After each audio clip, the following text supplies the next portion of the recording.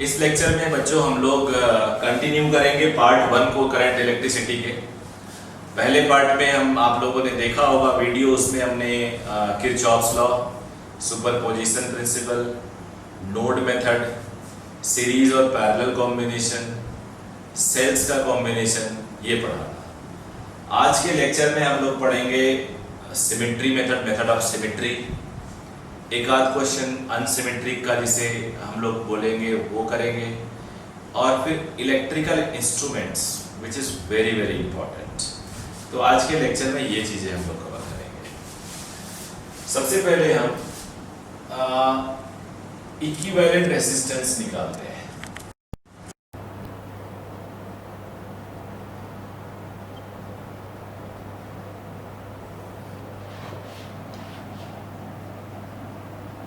Method of symmetry.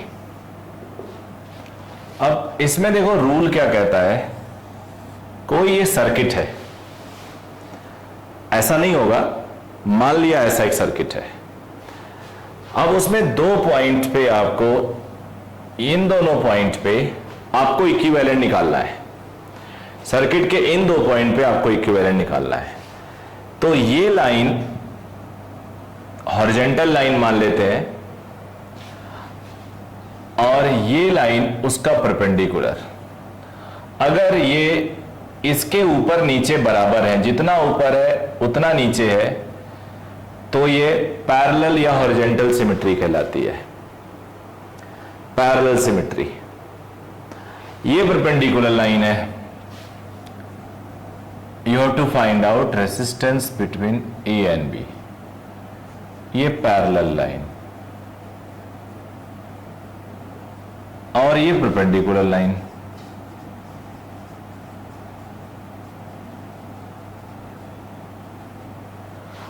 तो बेटा symmetry दो टाइप की होगी, एक पैरेलल सिमेट्री होगी और एक परपेंडिकुलर सिमेट्री होगी।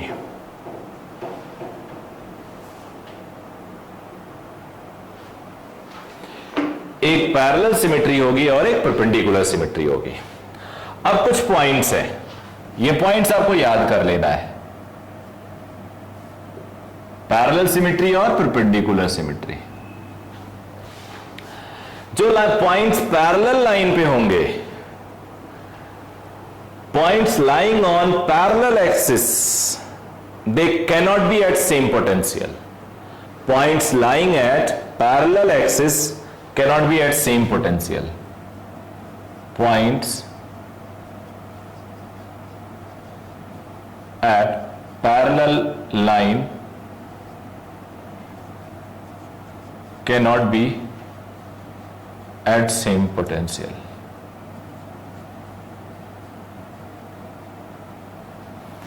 पता है ऐसा क्यों? क्योंकि एक तरफ प्लस बैटरी आपने लगाई होगी, एक तरफ माइनस। तो अगर सेम पोटेंशियल होगा तो करंट फ्लो ही नहीं करेगा। तो करंट फ्लो करने के लिए आपको उनको सेम पोटेंशियल पे नहीं रखना होगा।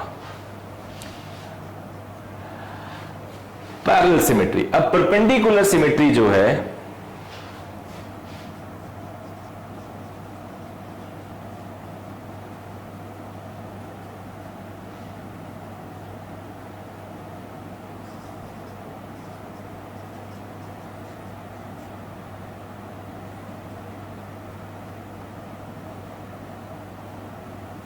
may be at same potential। जो पैरेलल के ऊपर यानी पैरेलल एक्सिस सिमेट्री पे है, यानी परपेंडिकुलर लाइन पे है। सिमेट्री का मतलब मिरर इमेज आप सोच सकते हो। आपने मिरर में देखा तो आपको मिरर में आपकी सिमेट्री दिखाई दी। तो ये परपेंडिकुलर लाइन में पड़ने वाले पॉइंट सेम पोटेंशियल पे हो सकते हैं।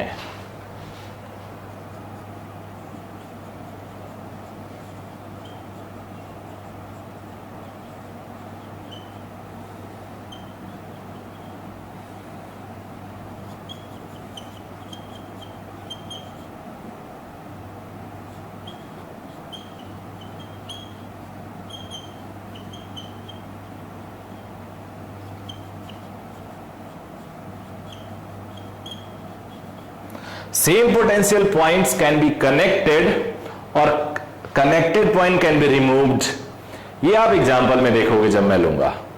तो अब हम लोग एक क्वेश्चन करते हैं, इसको सॉल्व करते हैं, फिर देखना आप लोग कितना इजी है। सबसे इजी है ये। सबसे पहला एग्जाम्पल मैं देता हूं आपको।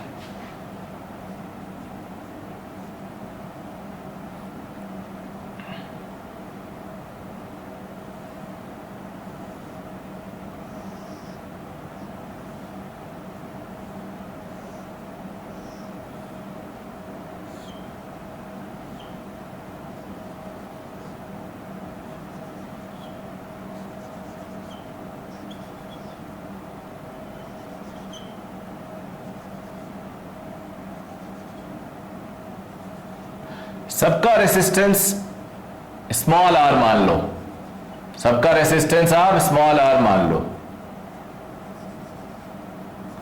You have to find out between A and b. सारे स्मॉल आर है, सारे स्मॉल आर है। आपको ए और बी के अबाउट इक्विवेलेंट रेसिस्टेंस चाहिए। तो एक दी चीज क्लियर कर लो कि ए और बी के पॉइंट्स, रास्ते में जो पॉइंट्स पड़ रहे हैं वो सेम पोटेंशियल पे नहीं हो सकते। पहले तो देखो सिमेट्री है कि नहीं। तो पता चल रहा है पैरेलल एक्सिस सिमेट्री भी है और परपेंडिकुलर एक्सिस सिमेट्री भी है। आइडियल कंडीशन है कॉन्सेप्ट लगाने के लिए। अब आप लोग ये अपना हो गया परपेंडिकुलर लाइन,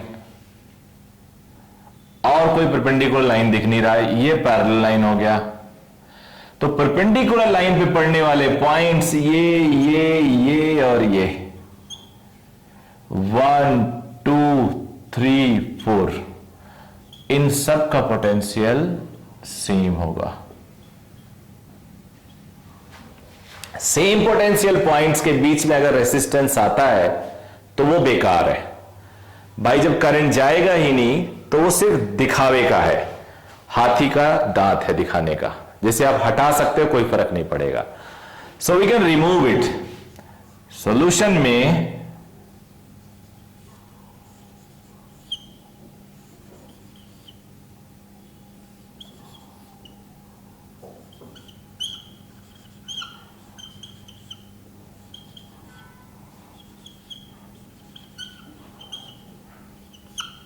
ये बेटा स्मॉल आर मान लिया सबका,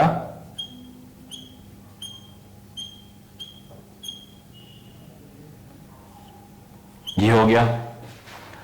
अब मुझे लग रहा है सबसे आसान है, क्लियर दिख रहा है। चलो कैसे सॉल्व करेंगे। आर और आर सीरीज में है कि नहीं है, 2r हो गया। आर और आर नीचे सीरीज में है, 2r हो गया। अब जरा बीच वाले को देखते हैं। आर आर 2r, नीचे आर आर 2r, ये 2r पैरेलल में है। कितने हो गए r, एक r 3r। तो अब ये हो गया r 2r sorry 3r 2r, ये हो गया। अब ये तीनों पैरेलल में है। सॉल्व करने का तरीका जैसे मैं कर रहा हूं वैसे एग्जाम में आपको सॉल्व करना है। 2r पैरेलल में है, इनका इक्विवेलेंट क्या होगा r। तो अब ये हो गया r और 3r का पैरेलल, इक्विवेलेंट होगा r1 r2 upon r1 plus r2, सो 3r/4। मैं बता चुका हूं ये सब पहले पार्ट में। दो अगर पैरेलल हैं तो r1 r2 upon r1 plus r2। अब 1 अपॉन तीनों का करता तो मैं टाइम लगता। मैं लिख सकता था 1/r equivalent is 1/2r plus 1/3r plus 1/2r, फिर एलसीएम लेता। ये जितना ज्यादा आप ट्रेडिशनल कैलकुलेशन में जाओगे ऐसे केसेस में आप अपना टाइम किल करोगे और आपका कॉम्पिटिटर अगले क्वेश्चन में होगा। आप 19 सॉल्व कर रहे होगे और सॉल्व करने के बाद खुश हो जाओगे कि you got the answer with confidence. आपका पड़ोसी उस टाइम 21 पे पहुंच चुका होगा, उसे ज्यादा टाइम मिलेगा। आप तो 2r पैरेलल है तो आप पार्शियल भी सॉल्व कर सकते हो। 2r को r लिख दिया, वो जो r बचा वो 3r के साथ पैरेलल है, इसको आपने आंसर लिख लिया। तो ये रहा पहला क्वेश्चन। अभी तो शुरू कर रहे हैं हम लोग।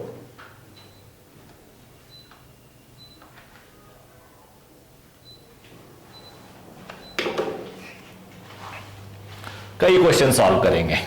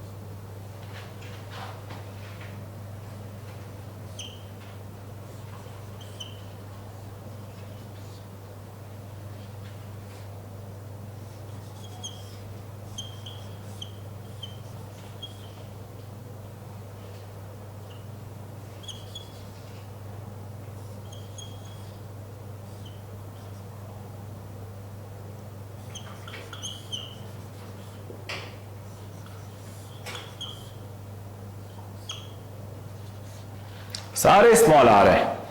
You have to find out equivalent resistance between them. आपको इनके बीच का इक्विवेलेंट रेसिस्टेंस चाहिए। सारे बच्चे वीडियो को रोकें और सॉल्व करें। सारे बच्चे वीडियो को रोकें और सॉल्व करें। अगर आप सॉल्व कर लेते हो तो बेस्ट है, मैं आपकी हेल्प करता हूं। ये रहा पैरेलल लाइन, ए बी वाली लाइन, ये रहा पैरेलल लाइन। अब परपेंडिकुलर पे पड़ने वाला पॉइंट, करस्पॉन्डिंग पॉइंट देखते हैं। ए डैश, बी डैश, ये सेम पोटेंशियल पे होंगे।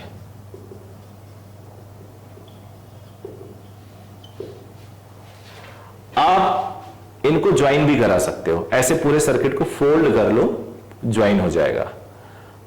और ये जो पॉइंट है ये भी सेम पोटेंशियल के हैं, तो same potential point can be removed, अलग किया जा सकता है। इसी में मैं सॉल्व कर रहा हूं, आप लोग सॉल्यूशन के लिए दूसरा diagram banana. Same potential points can be removed, इतना रिमूव करने से ही हमारा आंसर आ जाएगा, हमारा आंसर आ जाएगा।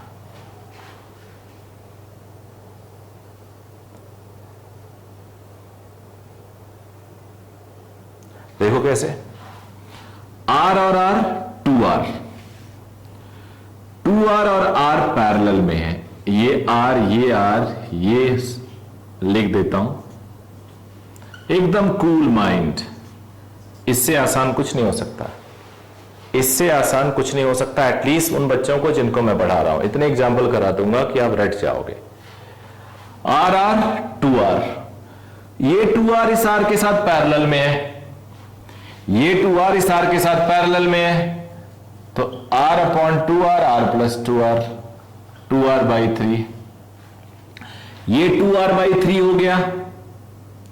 उसके साथ R और R सीरीज में है, 2R बाई 3 के साथ 2R सीरीज में है। R और R हमने डायरेक्ट लिख दिया, सब तीनों को ऐड करना ही है, तो ये हो गया 8R by 3।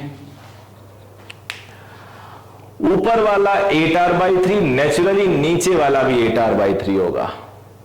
8R by 3, 8R by 3, बीच में 2R, R और R, तो दो चीजें पैरेलल हैं और इक्वल हैं, तो इक्विवेलेंट आधा हो जाता है। तो अब इसको हम लिख सकते हैं 8R बाई 3 का आधा 4R बाई 3, और ये बीच में 2R वाला, इनको सॉल्व कर लेते हैं। R1 R2, R1 plus R2, ये हो जाएगा 8R स्क्वायर बाई 3, यहां 10R, तो इट इज 4R बाई 5, ये हो गया। ठीक है बेटा, आप इसको फोल्ड कर लेते तो भी आंसर यही आता, वो भी मैं करके दिखा देता हूं। नोट कर लीजिए आंसर इसका।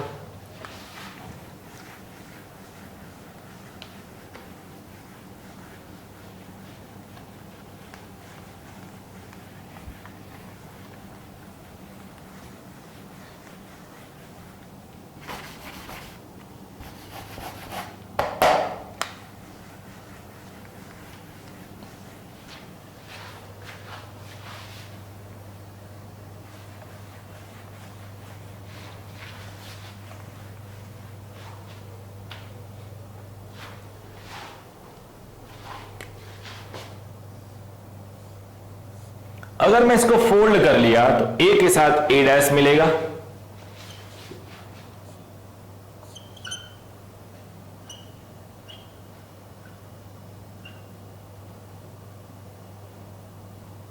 आई एम सॉरी ये ए लिखा था, इसको 1 2 लिख देता हूं।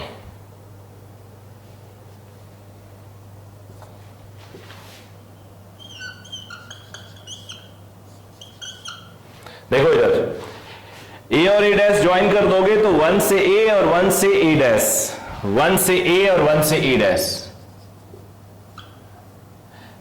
बी और ए बी के बीच में एक रेसिस्टेंस है और ए डैश बी डैश के बीच में एक रेसिस्टेंस है, 2 और बी के बीच में एक है, बी डैश और 2 के बीच में एक है, ए और ओ मान लो ओ के बीच में एक है, ए डैश और ओ के बीच में एक है, बी डैश और ओ के बीच में एक है, बी और ओ के बीच में एक है, और 1 और ओ के बीच में एक है। ये हो गया। जब आप फोल्ड करोगे तो ये पैरेलल में आ जाएंगे, ये पैरेलल में, ये पैरेलल, बिकॉज बी और बी, 1 बी डैश, ए और ए डैश एक ही हो गया। अब R और R पैरेलल में तो R/2,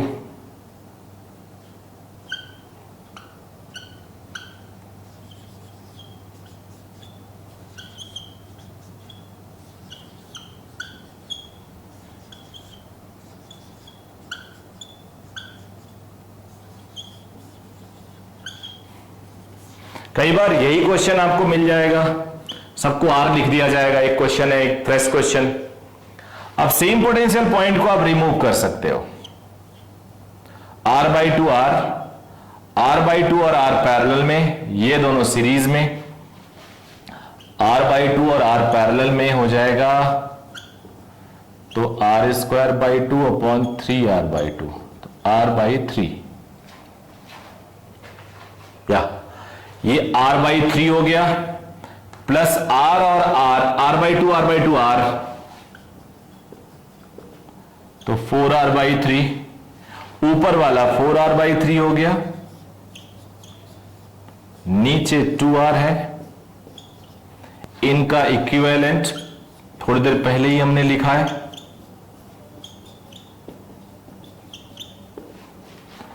4R/5 is the answer. तो इस मेथड से भी वही आएगा। एक आध क्वेश्चन और करते हैं।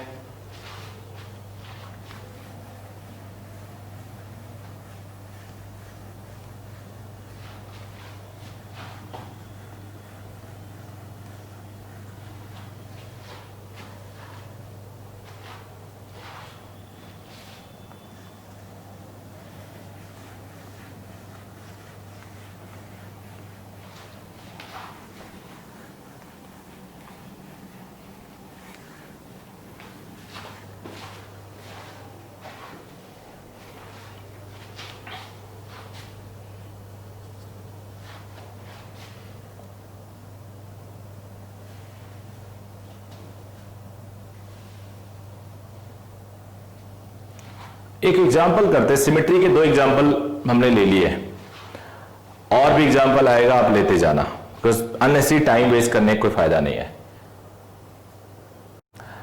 तो बहुत ज्यादा क्वेश्चन सिमेट्री का लेने से कोई फायदा नहीं है, और मेरे सामने एग्जैक्टली अब कोई आ नहीं रहा। 1 2 और 2 3 और हैं, वो मैं क्यूब के साथ बताऊंगा जब मैं क्यूब पढ़ाऊंगा, क्यूब के सारे साइड्स को अगर रेसिस्टेंस मान लिया जाए।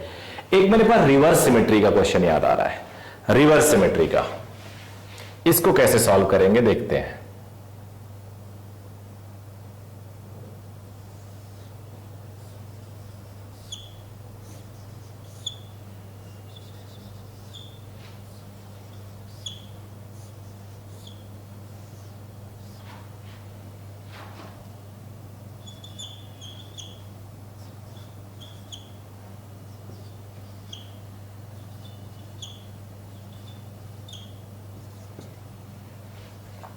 आपको बेटा ए और बी के बीच में रेजिस्टेंस निकालना है। अगर यहां पे मैं 510 यहां भी 510 लिख देता तो सिमेट्री हो जाता, व्हीट स्टोन ब्रिज हो जाता, इसको हटा देता, मैं सीधे आंसर निकाल लेता। बट देखो 510 इधर है, 10-5 इधर है, तो व्हीट स्टोन ब्रिज नहीं है, सिमेट्री नहीं है, we may call it reverse symmetry. और इसका एक कॉन्सेप्ट होता है सॉल्व करने का। अब इसका अगर इक्विवेलेंट रेसिस्टेंस हमें निकालना है तो हमें इसको एक बैटरी से कनेक्ट करना होगा, V, और सॉल्व करने के बाद मान लो हमें R इक्विवेलेंट निकालना है, तो R equivalent basically V upon I होगा, यही निकालना है। तो हमने V और I इंट्रोड्यूस किया, अगर हम इसकी वैल्यू निकाल लें वही R इक्विवेलेंट होगा, V अपॉन I। तो देखो कैसे सॉल्व करेंगे। मैंने कहा ट्रिक होता है, करंट I भेजा आपने, 5 की तरफ I1 भेज दो, तो 5 को I1 भेजे तो 5 से आप I1 ही रिसीव करोगे। रिमेनिंग 10 की तरफ आपने I माइनस I1 भेजा, तो अब 10 से आप I माइनस I1 रिसीव करोगे। यहां पे आपकी मर्जी चलेगी, आप नीचे मान लो करंट, ऊपर मान लो करंट, कोई फर्क नहीं पड़ता। मैंने इसे X नीचे मान लिया, अब ऊपर ही मान लेते, तो मैं अब इस जंक्शन पे किरचॉफ्स करंट लॉ अप्लाई करूंगा। देखो कैसे, I1 is equal to X plus I minus I1, तो X हो जाएगा 2I1 माइनस I, तो ये क्या हो गया 2I1 माइनस I। कंप्लीट हो गया हमारा किरचॉफ्स करंट लॉ। अब हमें इसमें Kirchhoff's voltage law, current law लगा दिया, किरचॉफ्स वोल्टेज लॉ लगा के सॉल्व करना है। सर्किट ऐसा लेना है कि एक बार V भी आ जाए, I भी आ जाए। बिल्कुल आसान है and it is the best method. Let's try. एक बार मैं इस लूप को कंसीडर कर रहा हूं, applying Kirchhoff's voltage law in loop 1। यहां से स्टार्ट कर रहा हूं, क्लॉकवाइज चल रहे हैं। करंट की उल्टी डायरेक्शन में गेन होता है IR, I is I minus 1, R is 10। Current की डायरेक्शन में ड्रॉप होता है, करंट की डायरेक्शन में ड्रॉप होता है। यहां पहुंच गए, कंप्लीट हो गया लूप 0। 5 से डिवाइड कर देते हैं, तो यहां 2 बचेगा, यहां 1, यहां 1। अब इस 2 को अंदर भेज दूं, यहां 1 बचेगा, माइनस 2I1 अंदर जाके प्लस हो जाएगा। तो बेटा ये 3I is equal to 5I1 हो गया, 2 2 1 5। 3I is equal to 5I1। एक लूप ये ले लेता हूं, क्योंकि V और I भी चाहिए मुझे, V और I लाना है। अप्लाइंग KVL इन लूप 2, यहां से स्टार्ट करता हूं, ऐसे चल रहा हूं क्लॉकवाइज, बाहर बाहर ऐसे ऐसे ऐसे ऐसे ऐसे ऐसे ऐसे। तो माइनस से प्लस जाने पे गेन होता है प्लस V। यहां आ गया, यहां आ गया, कोई नहीं मिला। यहां पे करंट की डायरेक्शन में जब हम मूव करेंगे तो ड्रॉप होता है, यहां पहुंच गए, फिर करंट की डायरेक्शन में ड्रॉप होता है, यहां पहुंच गया और अल्टीमेटली आ गया, यहां पे 0 हो गया। तो V is equal to 5I1 plus 10I minus I1, 5I1 plus 10I minus 10I1, तो 10I माइनस 5I1 आया। 5I1 की वैल्यू 3I है।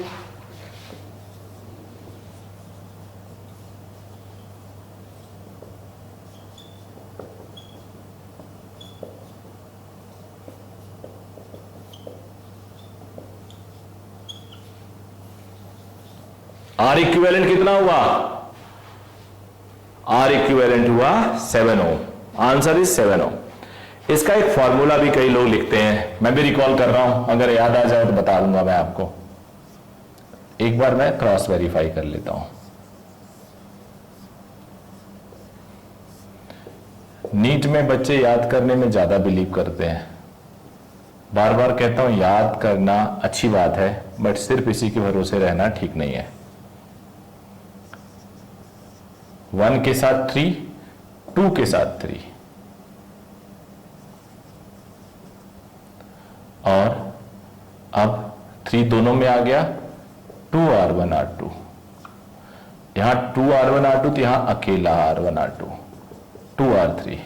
जरा चेक कर लें, अगर सही आता है तो यही फॉर्मूला। वैसे r1 5 r2 10 और r3 5, r1 5 r2 10 r3 5। जरा पुट करते हैं, 5 into 5 25, 10 into 5 50, r1 r2 50 into 200, r1 5 r2 10 और ये 10 ये भी, तो ये हो गया 175/25, तो 7 ओम आ गया।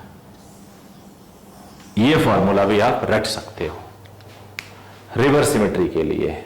ये formula equivalent between A and B. और भी बहुत सारे क्वेश्चन हो सकते हैं, बहुत सारे क्वेश्चन मैं बता रहा हूं आपको। सबका आसान कॉन्सेप्ट है और मैं आज इसी पे काम करूंगा अभी कुछ टाइम और। नोट कर लिया आप लोगों ने? अब हम आगे बढ़ेंगे।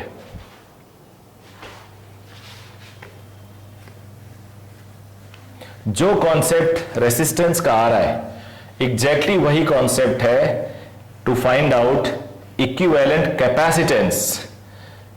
और मैं आपको बताऊं आंसर भी वही आता है, बस रिवर्स आता है। अगर इसमें सब इसी का इसके बराबर फैरेड दे दिया जाए तो 1/that फैरेड आ जाएगा। जैसे 7 ओम आया, सब में R1 R2 R3 की वैल्यू 5 माइक्रोफैरेड 10 माइक्रोफैरेड 5, तो आंसर आ जाएगा 1/7 माइक्रोफैरेड।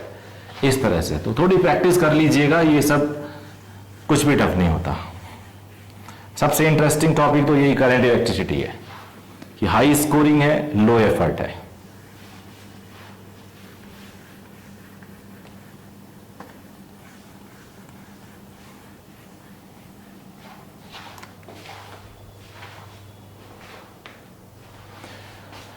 अब हम लोग इक्विवेलेंट रेसिस्टेंस का ही काम कर रहे हैं। क्यूब लेते हैं,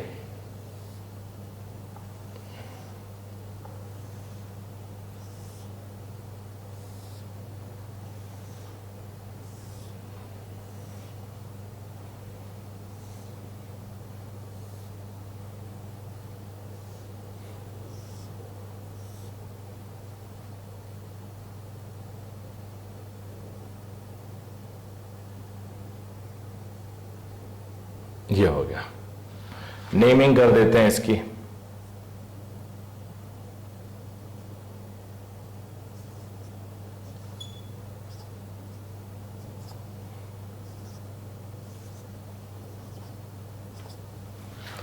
मान लो सभी ब्रांचेस में रेसिस्टेंस आ रहे हैं,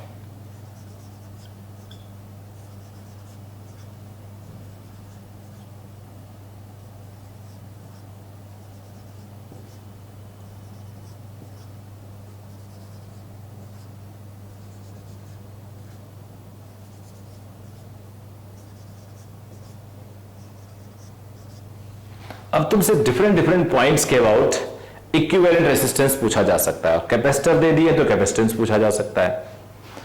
अब जरा अगर कोई भी 2 पॉइंट बोलो आप, चलो बोलो आप कोई भी 2 पॉइंट। क्या बोला आपने? एक बच्चे ने बोला ए बी। 2 पॉइंट और बोलिए। एक ने बोल दिया ए आर। और कोई पॉइंट बोलिए। क्या? ए सी। ठीक है, किसी बच्चे ने ए सी बोल दिया। और कोई 2 पॉइंट बोलिए। किसी ने क्यू आर बोल दिया। और भी कोई पॉइंट बोलिए। किसी ने बोल दिया पी एस। और कोई पॉइंट बोलिए। किसी ने बी एस। और भी कोई पॉइंट बोलिए तो किसी ने डी क्यू। और भी कोई पॉइंट बोलिए। किसी ने बी आर। और भी कोई पॉइंट किसी ने क्यू एस। कोई भी 2 पॉइंट बोलोगे तो सिर्फ 3 कैटेगरी मिलेगी। One is any adjacent point like A B, like Q R, like P S, any adjacent point. And other one is face diagonal, D B, A C, B R, Q S, अंदर अंदर वाला। और अगली category मिलेगी body diagonal. Body diagonal means SB, AR, DQ, CP, RA, कुछ भी। तो सिर्फ 3 कैटेगरी बनती है, face diagonal, adjacent point and body diagonal, nothing else. अगर आपने ये तीनों केस सीख लिया तो इसका क्वेश्चन टफ हो ही नहीं सकता।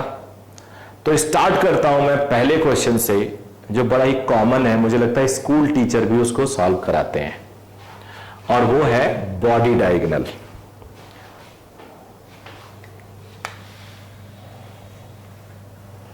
तो इसको मैं 2 मेथड से सॉल्व करता हूं। बॉडी डायगोनल को मैं 2 मेथड से सॉल्व करता हूं, ये और ये। पहला मेथड, एक बैटरी कनेक्ट कर लो।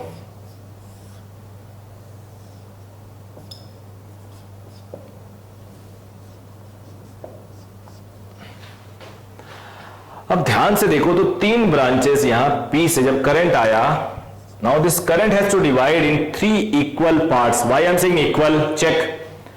पहला पार्ट S की तरफ गया R रेसिस्टेंस का, दूसरा पार्ट Q की तरफ गया R रेसिस्टेंस का, तीसरा पार्ट A की तरफ R रेसिस्टेंस का। यानी before meeting a point they all are having 1 resistance each of R, that is equal resistance. तो यहां तक तो इक्वालिटी है। पहला वाला जो S की तरफ गया, S से वो 2 इक्वल पार्ट में बट रहा है बिफोर रीचिंग अ पॉइंट। दूसरा जो Q की तरफ गया, Q भी 2 इक्वल पार्ट में बट रहा है बिफोर रीचिंग अ पॉइंट। उसके बाद A की तरफ जो गया, वो भी 2 इक्वल रेसिस्टेंस में बट रहा है। तो सिमेट्री पूरी तरफ है। यानी अगर I रेसिस्टेंस गया तो I/3 यहां, I/3 यहां और I/3 यहां डिवाइड हुआ। रीजन बड़ा साफ है, साफ रीजन ये है कि इक्वल रेसिस्टेंस है तो इक्वल करंट फ्लो करेगा। अब यहां जाके वो 2 इक्वल पार्ट में बंटता है, तो I/3 का इक्वल पार्ट यानी आधा I/6, I/6, ये भी जाके I/6 और ये I/6, ये भी जाके I/6 और I/6। ध्यान से देखिएगा, आप खुद कर सकते हो। अब जरा देखो, आप I/6 यहां आया और I/6 यहां है, तो जो D से चला वो I/3 हो गया, जुड़ गया। I/6 यहां R पे आया और नीचे I/6 R पे आया, तो यहां से I/3 मिल गया। यहां देखो B पे I/6 करंट इधर, I/6 करंट इधर, तो I/3 करंट। यानी थ्रोइंग एंड सेंडिंग एंड पे I/3 ईच, रिसीविंग एंड पे भी I/3 ईच, और यहां आके बेटा I हो गया। तो ये मेथड स्कूल में बताया जाता है, which is very easy again. तो इस मेथड सॉल्व करूंगा, फिर एक सिमेट्री भी मैं यूज करूंगा। मैं चाहता हूं थोड़ा सा आपका दिमाग और बेटर वर्क करे।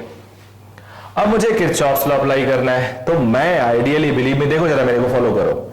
ऐसे आऊंगा, ऐसे, यानी यहां से यहां, बाहर बाहर, फिर यहां, फिर यहां, फिर ये लूप लूंगा, ऐसे ऐसे ऐसे, आउटर आउटर, बाहर से A की तरफ B, फिर C, फिर अल्टीमेटली इसे चाहो तो नाम दे देता हूं M।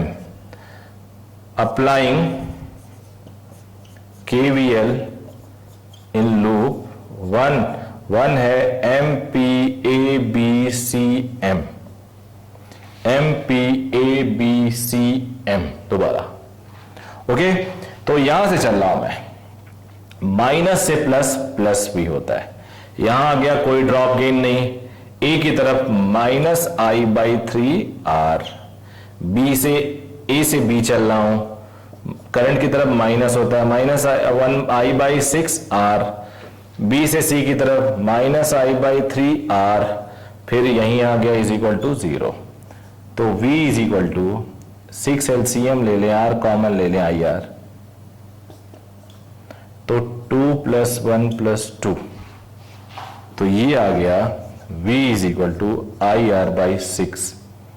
तो V/I इज R/6, 5R/6।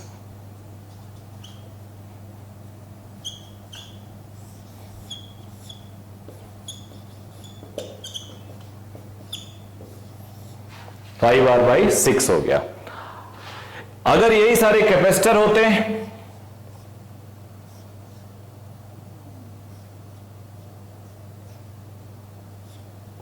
सब में कैपेसिटर होता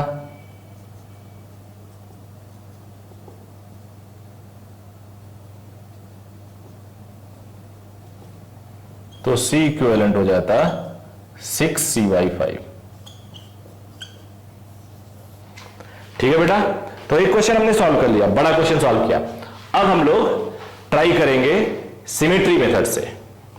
डायग्राम थोड़ा गंदा हो गया तो दूसरा बना देता हूं मैं।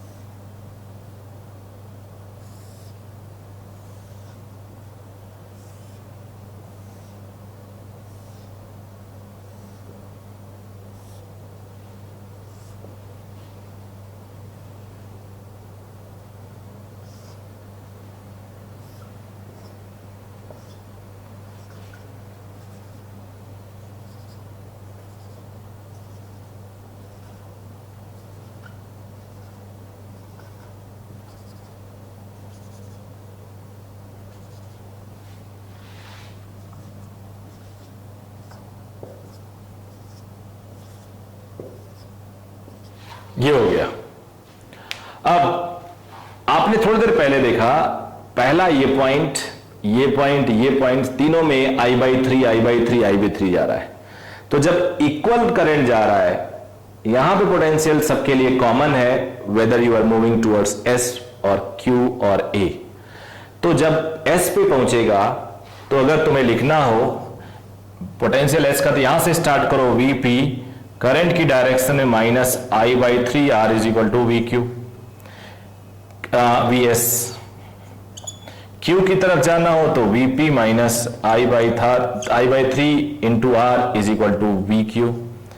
A की तरफ जाना हो, यहां से कंक्लूजन मिलता है कि A का पोटेंशियल, Q का पोटेंशियल, S का पोटेंशियल सेम है। सिमिलरली रिसीविंग एंड पे S का, D का और B का, देखो ये ब्रांच और ये ब्रांच, ये सेम पोटेंशियल पे है। तो इस पूरे सर्किट को हम ऐसे ड्रॉ कर सकते हैं, इधर P, इधर C, AQS सेम पोटेंशियल पे, AQS सेम पोटेंशियल वाले पॉइंट को हम ज्वाइन कर सकते हैं, जोड़ सकते हैं, अलग भी कर सकते हैं। सेम पोटेंशियल है तो कुछ फर्क नहीं पड़ेगा। इधर की तरफ RDB, BRD। अब देखो सारे पॉइंट्स आ गए, 8 पॉइंट थे, 8 पॉइंट आ गए। अब P और A के बीच में एक रेसिस्टेंस है, P और S के बीच में एक रेसिस्टेंस है। तो P और A के बीच में एक रेसिस्टेंस, जिसका रेसिस्टेंस लिखो कट कर लो। P और S के बीच में एक रेसिस्टेंस, ये लिखा। P और Q के बीच में एक रेसिस्टेंस है। तो ये तीनों जो है, B से एड ज्वाइनिंग था वो तो खत्म हो गया। अब C से एड ज्वाइनिंग खत्म कर लेते हैं। C और R के बीच में एक रेसिस्टेंस, C और D के बीच में एक रेसिस्टेंस, C और B के बीच में एक रेसिस्टेंस। अब बच्चे जो दूसरे पॉइंट है, S और D, S और R, R और Q, A और B, D और A, एक और बचा होगा Q और B। तो देखो R R R,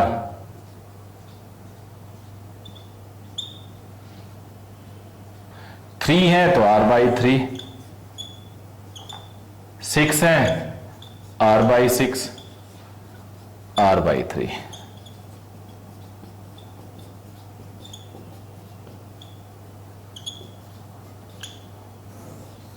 आंसर आ गया, है ना इजी? कितना इजी है बताइए, इससे इजी कुछ हो सकता है क्या? सिमेट्री दिमाग लगाया ना, तो आपको कैलकुलेशन करना है, किरचॉफ्स लॉ लगाना है, कुछ नहीं, आंसर आ गया। बाकी दोनों भी बताता हूं मैं आपको। नोट कर लिया होगा आपने, स्क्रीन को रोक लेना, नोट कर लेना।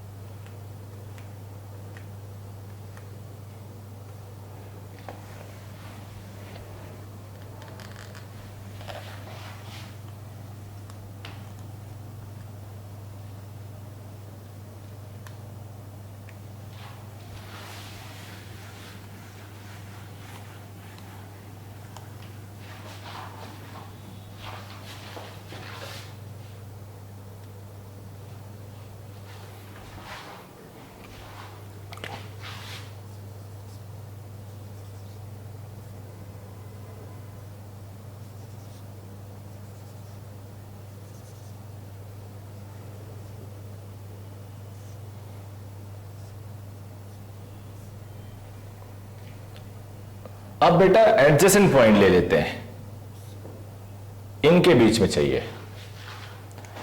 थोड़ा ये मुश्किल हो जाता है बच्चों के लिए सोचना। अब जरा ध्यान से देखो, तो यहां से जब बैटरी कनेक्ट करोगे ना, तो एक ब्रांच तो नियरेस्ट है, बिल्कुल इस टर्मिनल से उस टर्मिनल करंट जाने के लिए एक शॉर्टकट मिल जाएगा, खटाक से चला जाएगा। रिमेनिंग 2 ब्रांचेस हैं, 2 जाएगा 2 से आएगा। ये जो रिमेनिंग ब्रांचेस हैं, यहां सिमेट्री मिल सकती है, ध्यान से देखिए आप। एक में तो सिमेट्री नहीं मिलेगी, बैटरी से निकला और इधर वो करंट चला गया, लेकिन जो रिमेनिंग 2 ब्रांचेस हैं वहां से आपको सिमेट्री मिल सकती है। अब देखो, जो P की तरफ गया, R रेसिस्टेंस रास्ते में मिला, 2 इक्वल पार्ट में बटा। जो D की तरफ गया, R रेसिस्टेंस मिला, 2 इक्वल पार्ट में बटा। Same with receiving end, Q की तरफ से जो आ रहा है वो 2 पार्ट से मिलके आ रहा है, C की तरफ से जो आ रहा है वो 2 पार्ट से मिलके आ रहा है। यही सिमेट्री ढूंढते हैं। ए बी को ऊपर कर लिया मैंने। अब जो पॉइंट पहुंचने में P की तरफ, बिकॉज सेम सिमेट्री है, तो इसमें जो करंट जाएगा वो इक्वल जाएगा। अगर इसमें X जा रहा है और इसमें Y जा रहा है, तो Y और Y इसमें जाएगा, इसमें X। समझ गया बेटा?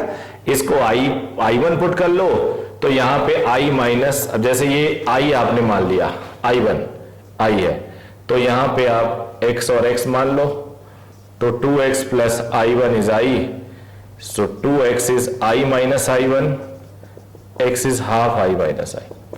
हालांकि ये सब मैं नहीं बता रहा हूं, मुझे लिखना नहीं है, ऐसे भी सॉल्व हो जाएगा, लेकिन वो उनके लिए जो जेईई एडवांस की तैयारी कर रहे हैं, जिनके पास टाइम है, वो ऐसे मेथड जरूर, उनको तो ट्राई करते रहना चाहिए। अब I1 इधर गया, ये भी I1 को भी हटा देता हूं मैं। P और D सेम पोटेंशियल पे है, A साइड में P और D, और B साइड में Q और C सेम पोटेंशियल पे है। बाकी S और R बचता है, जिसका कोई ठिकाना नहीं दिख रहा है मुझे। S और R 6 पॉइंट्स हो गए।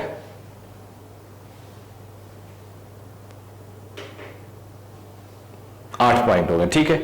अब P और A के बीच में एक रेसिस्टेंस है, कट करेंगे। A और D के बीच में एक रेसिस्टेंस है, P और S के बीच में एक है, P और Q के बीच में एक है, D और C के बीच में एक है। D कहां है? D यहां है। S और D के बीच में एक है, S यहां है। S और R के बीच में एक है,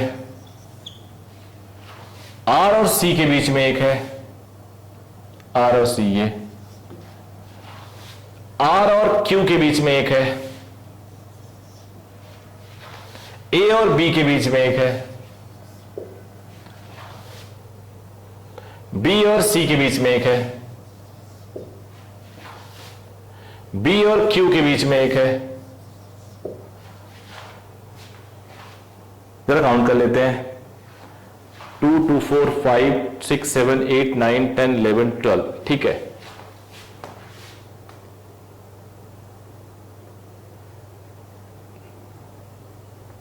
ठीक है, अब सॉल्व कर लेते हैं। R R R by two, R और आर पैरेलल में, आर बाई टू, आर और आर आर बाई टू। अब बेटा आर बाई टू, आर और आर बाई टू सीरीज में है, क्लियर दिख रहा होगा। तो आर बाई टू और R by two, R by two R by two R, by two 2r, और ये आर और R by two, R by two, R by two R. तो मैं एक बार चाहूं तो एक बार में कैलकुलेट कर लूं, बट तुम लोग को डिस्कंफर्ट ना हो तो एक स्टेप में इसको और करेंगे।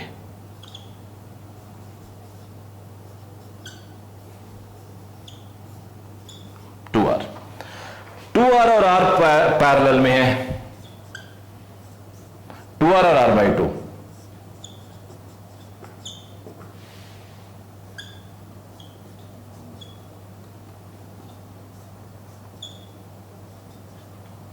तो ये हो गया 2r बाई 5, ये 2r by 5,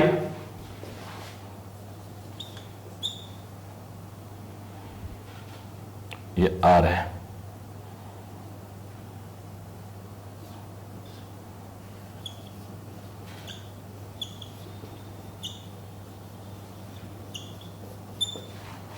r by two, r by two R, r और 2r by 5, 7r by 5।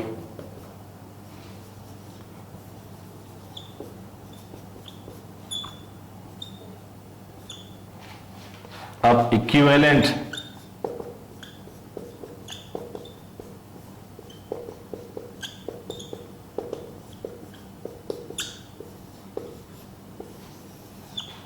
between A and B is 7r by 12। अगर कैपेसिटर होता तो क्या होता, 12c by 7। कैपेसिटर होता तो उल्टा हो जाता, आंसर क्या आया 7r by 12। तो आपने बॉडी डायग्राम देखा, फिर आपने एडजेसेंट पॉइंट देखा, अब क्या बचा, फेस डायगोनल बचा। तो फेस डायगोनल भी ट्राई करते हैं।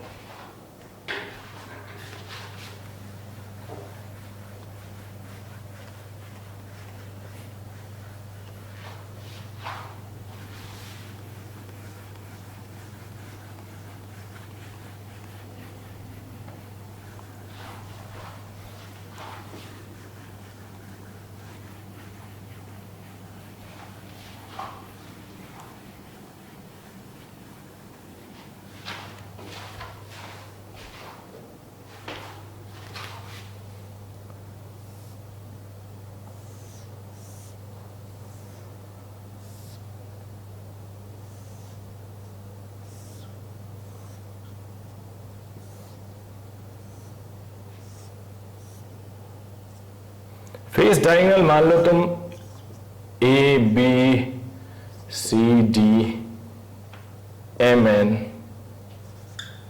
ओ पी मान लो है, तो ए और एन के बीच में।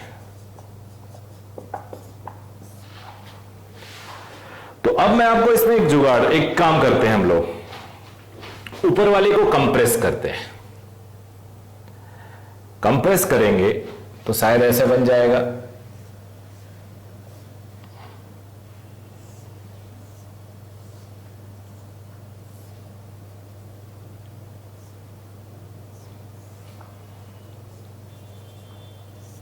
ऐसे बन जाएगा।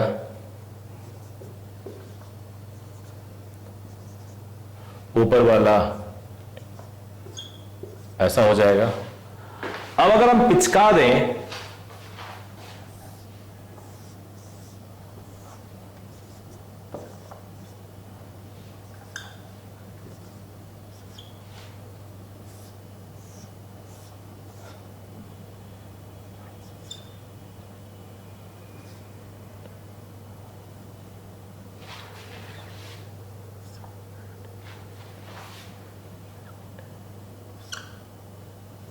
ये बन जाएगा। हमें चाहिए between A and N.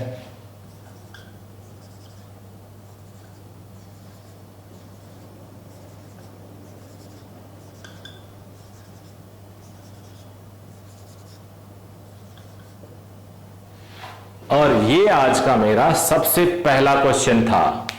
It was my first question of symmetry today, जो मैंने इनडायरेक्टली फेस डायगोनल ही दिया था। अगर आप पिचका दीजिए तो कोई फर्क नहीं पड़ेगा, ऊपर वाले कंप्रेस का वैल्यू वही रखा, रेसिस्टेंस सब में आ रहा है। तो अब अगर आपको ये चाहिए तो ये पॉइंट ये पॉइंट ये पॉइंट ये पॉइंट सेम पोटेंशियल पे है, तो इसको रिमूव कर सकता हूं मैं। अब R R two R R R two R, नीचे टू आर आर, बीच में two R R R R R 3R, equivalent होगा 3R/4।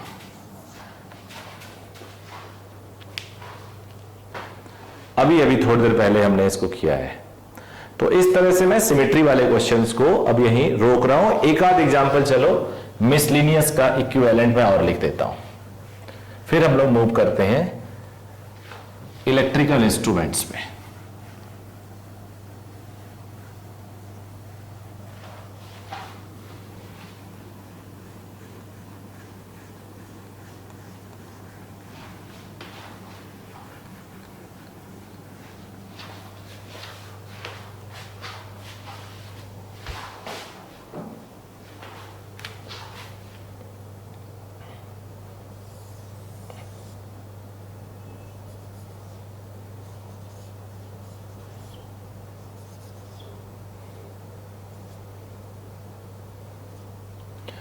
Between A and B चाहिए, सब आर रेसिस्टेंस है।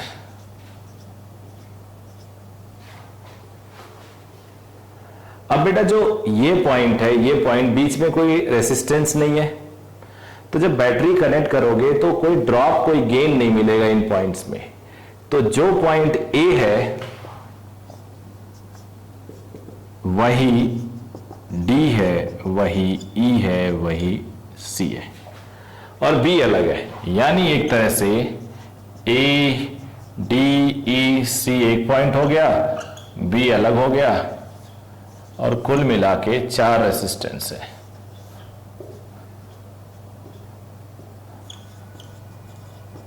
R/4। ओके, अब कुछ और छोटे छोटे क्वेश्चंस।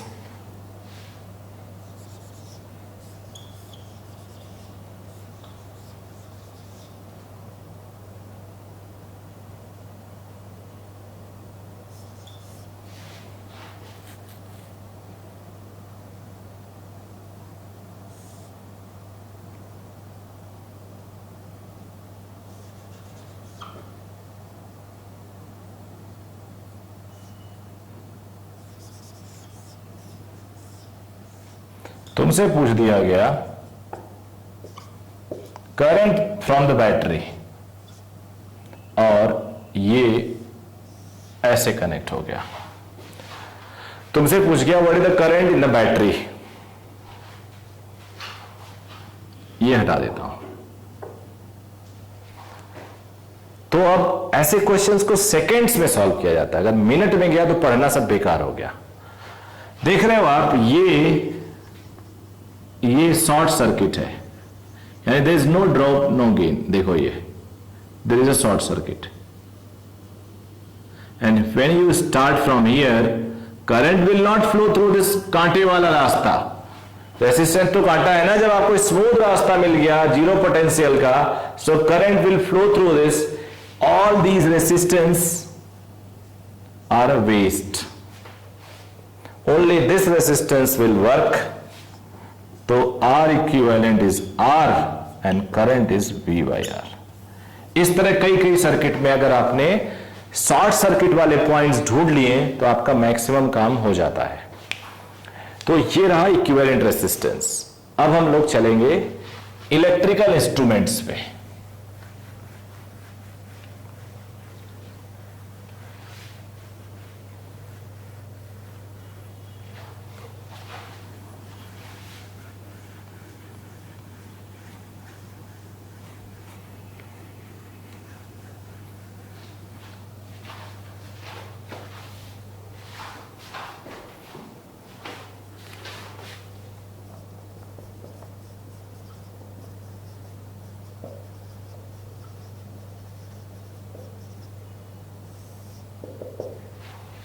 इलेक्ट्रिकल इंस्ट्रूमेंट्स पढ़ते हैं, बड़ा एक कॉमन सा इंस्ट्रूमेंट होता है जो बहुत ज्यादा कॉमनली यूज होता है, उसे गैल्वेनोमीटर कहते हैं। गैल्वेनोमीटर,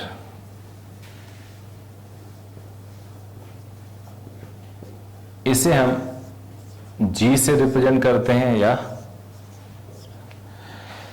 गैल्वेनोमीटर क्या करता है? Galvanometer detects the presence of current. ये किसी भी ब्रांच में करंट के प्रेजेंस को डिटेक्ट करता है, मेजर नहीं करता है। Galvanometer detects the presence of current. इसकी जो सुई है मूव कर जाएगी अगर करंट फ्लो कर रहा है, अगर करंट नहीं है तो नहीं मूव करेगा। आजकल कुछ मॉडिफाइड फॉर्म ऑफ गैल्वेनोमीटर आए हैं, उसको आप थोड़ा बहुत करंट थोड़ा मॉडिफिकेशन करके उसमें कैलिब्रेशन करके आप उसका करंट भी निकाल सकते हो, बट आइडियली ये केवल प्रेजेंस को डिटेक्ट करता है। रेजिस्टेंस 0 मान लेते हैं इसका, क्योंकि अगर रेजिस्टेंस होगा तो करंट बढ़ा सकता है, मतलब घटा सकता है, पैरेलल में करेगा तो बढ़ा सकता है। तो हम मान के चलते हैं गैल्वेनोमीटर ये हो गया, एक बस एक चर्चा कर रहा था। फिर अमीटर की बात करेंगे।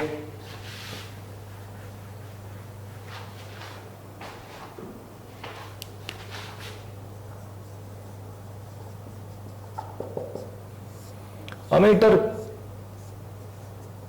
ए से रिप्रेजेंट करते हैं और ये करंट मेजर करता है। ये सीरीज में कनेक्ट होता है,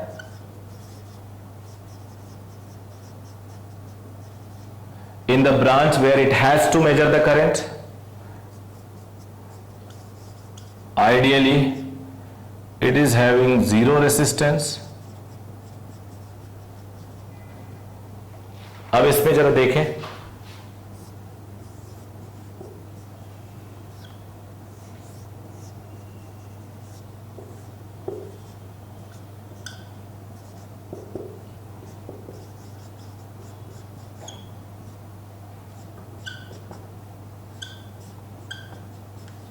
ये हो गया। If R is resistance of ammeter, then what will happen?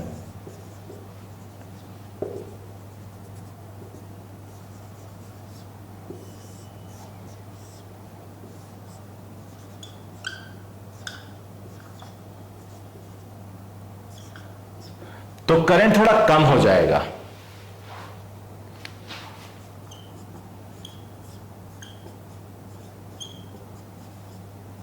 यहां पे एरर कितना आएगा?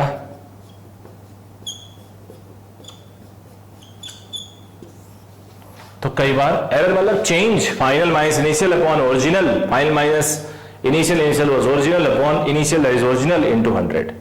तो कई बार चेंज, परसेंटेज चेंज भी पूछा जाता है, एरर भी पूछा जाता है। तो ये तो रहा अमीटर। अब बात करते हैं वोल्ट मीटर की।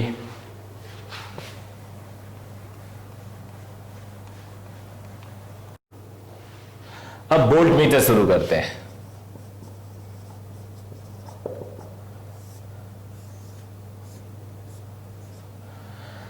वोल्ट मीटर बेटा पोटेंशियल डिफरेंस मेजर करता है। It measures potential difference between 2 points. Volt meter measures potential difference between 2 points. 2 point के बीच में पोटेंशियल डिफरेंस मेजर करता है, और ये पैरेलल में कनेक्ट होता है,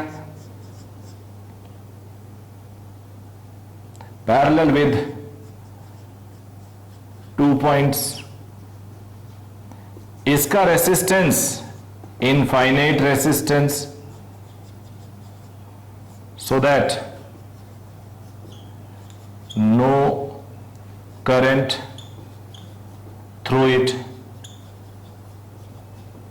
जब इनफाइनाइट करंट होगा तो इनफाइनाइट रेजिस्टेंस होगा तो करंट 0 होगा। अब एक एग्जांपल ले लेते हैं बच्चे।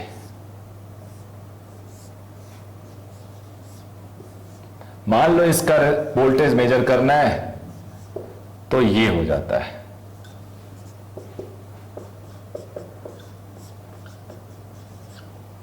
ये हो गया, और रीडिंग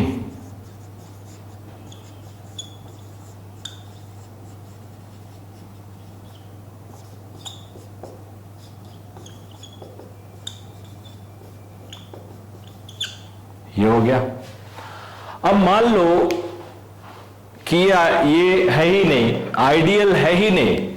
जब आइडियल नहीं है तो इनफाइनाइट रेसिस्टेंस नहीं है, कुछ रेसिस्टेंस ऐसा होगा जिसकी वजह से कुछ करंट इसमें चला गया,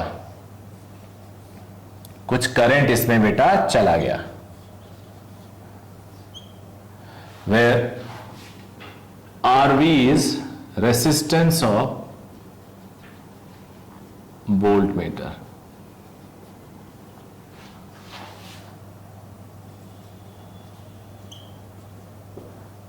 अब करंट चेंज हो जाएगा, current will change, equivalent resistance होगा, आरवी और आर पैरेलल में है, उसके साथ आर सीरीज में है।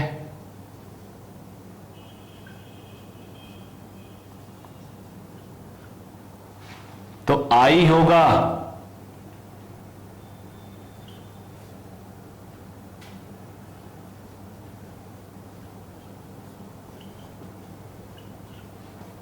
ये, अब आई भी यहां डिवाइड होगा, I1 आएगा I upon r plus r b, reading I2 होगा I r, reading of voltmeter V मान लेते हैं, I1 R या I2 RV, परसेंटेज चेंज या error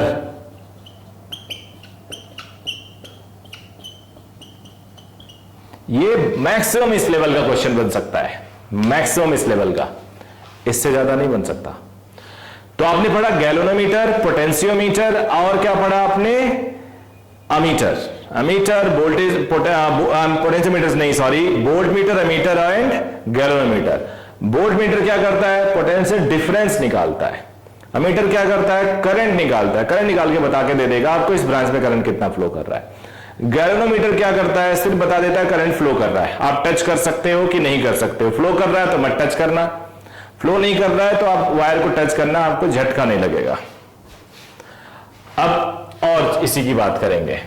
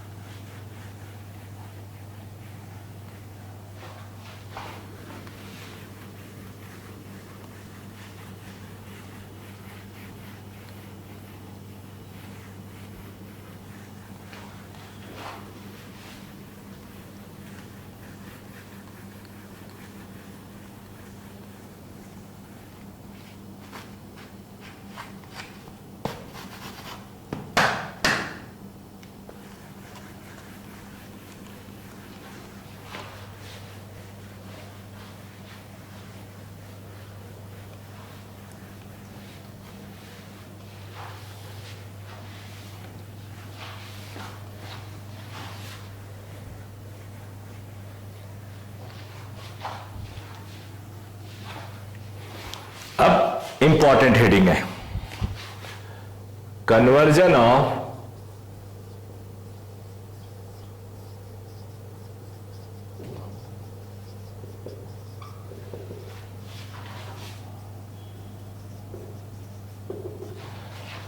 conversion of galvanometer into ammeter.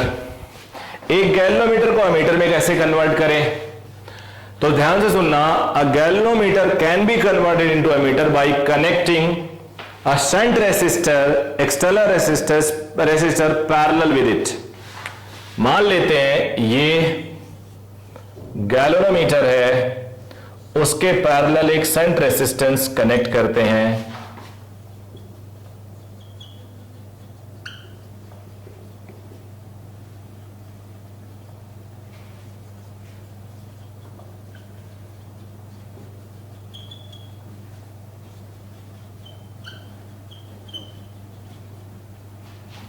अब ये पूरा अरेंजमेंट कहलाएगा एक अमीटर।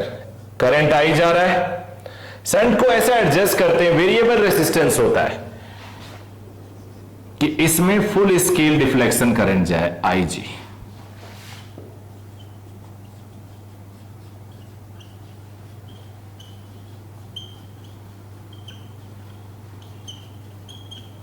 किसी भी गैल्वेनोमीटर का फुल स्केल डिफ्लेक्शन एक फिक्स होता है।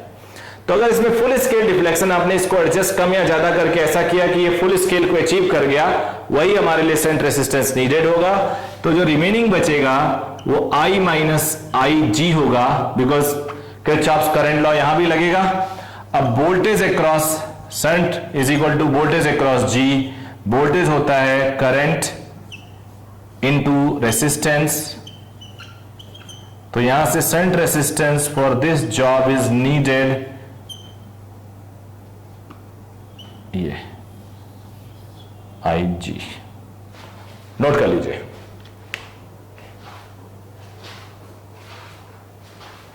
नोट करिए तब तक।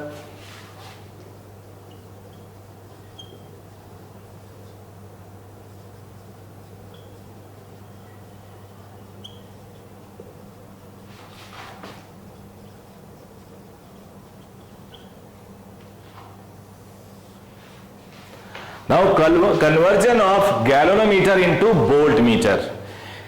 अमीटर कन्वर्ट करने के लिए हमने शंट रेसिस्टेंस को पैरेलल कनेक्ट किया था, यहां हम सीरीज में लगाएंगे।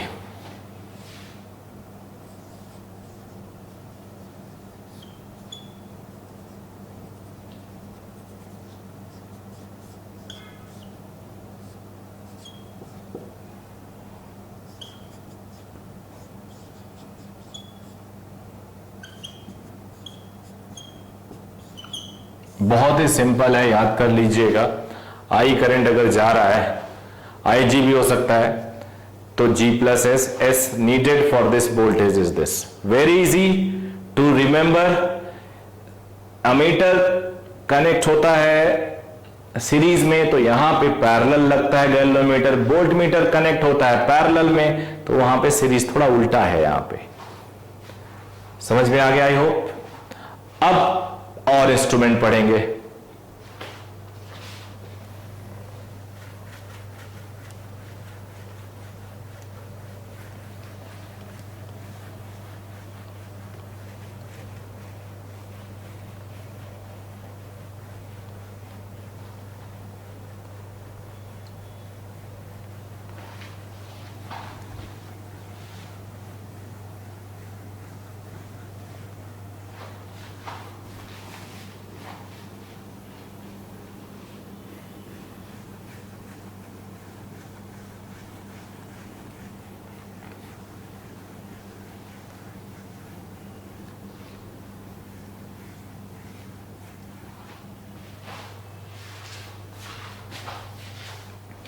व्हीट स्टोन ब्रिज तो आप जानते हो, व्हीट स्टोन ब्रिज आप जानते हो, तो उसको दोबारा नहीं पढ़ा रहा हूं, ना तो कोई डिराइव करना है हमें। यहां पे एक होता है मीटर ब्रिज।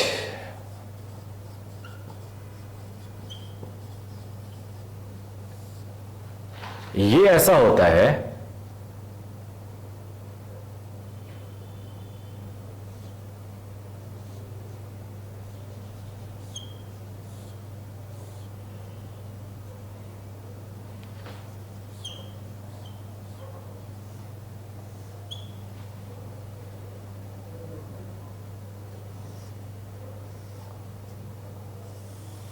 एक मीटर लंबा वायर होता है,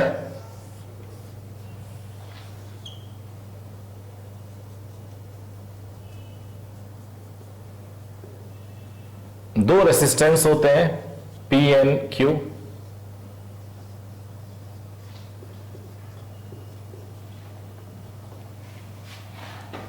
ए वायर होता है,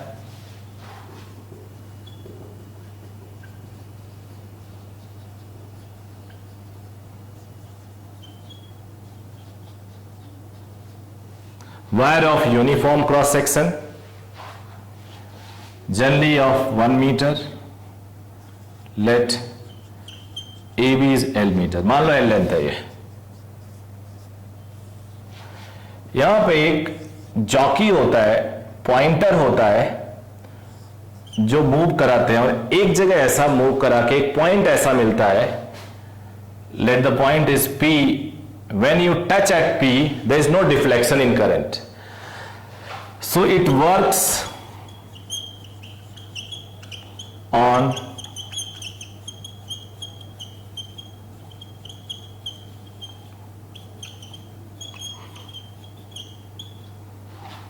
अगर हम जॉकी को L1 टच किए और इधर आएगा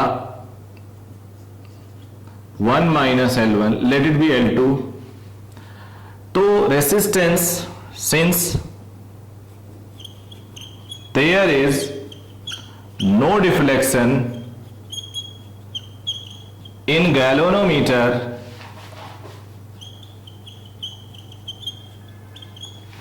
hence P upon resistance of, P ने इसको J बोल देता हूं, जॉकी J पे टच किया, resistance of AJ is equal to Q upon resistance of JB। तो P रेसिस्टेंस है, R1 R2 ले सकते हो,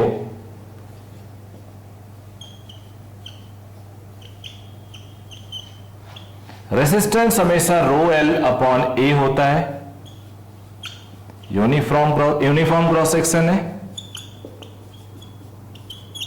या L1 अपॉन 1 माइनस L1 लिख सकते अगर ये 1 मीटर का है तो। अब क्वेश्चन कैसे बनेंगे, वायर का थिकनेस कम ज्यादा करके पूछेगा, भाई वायर किधर मूव करें, अगर P बढ़ा रहे हैं S घटा रहे हैं, मान लो P वेरिएबल लगा दिया, यूनिफॉर्म वायर है तो P बढ़ रहा है तो J टुवर्ड्स A आएगा या J टुवर्ड्स B जाएगा। भाई जब रेसिस्टेंस बढ़ रहा है, रेशियो सेम रखना है तो नीचे भी बढ़ाना पड़ेगा, रेसिस्टेंस इसका बढ़ना है तो इसका भी रेसिस्टेंस बढ़ाना पड़ेगा, रेसिस्टेंस जो इसका है उसमें रो कांस्टेंट A कांस्टेंट तो लेंथ बढ़ाओगे। तो ऐसे बहुत सारी चीजें आपसे पूछी जा सकती हैं, क्वेश्चन इसके कुछ सॉल्व करिएगा, आपको अपने आप आंसर मिलना शुरू हो जाएगा। It was meter bridge. अब जो बताने वाला हूं वो मोस्ट इंपॉर्टेंट है, वो मोस्ट इंपॉर्टेंट है और उसका नाम है पोटेंशियोमीटर।